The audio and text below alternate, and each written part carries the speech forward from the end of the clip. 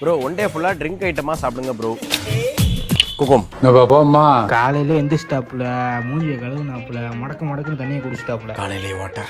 காலையில் எந்திரிச்ச உடனே ஒரு லெமன் டீ, கொஞ்ச நேரம் கழிச்சு ஒரு black coffee. A few minutes later. திரவ ஐட்டத்துக்கு ஒரு மோர். மாடு கலனி தண்ணியை குடிக்கிற மாதிரி குடிக்கிறாங்களே ஐயா.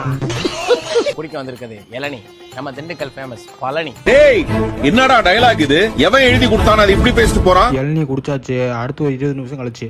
இந்த மாதிரி தண்ணி உள்ள ஐட்டமா சாப்பிட்டாலே ஒண்ணுக்கு வந்துகிட்டே இருக்கும். சச்ச மத்தியானம் வெயில் நேரம் சூஸ்.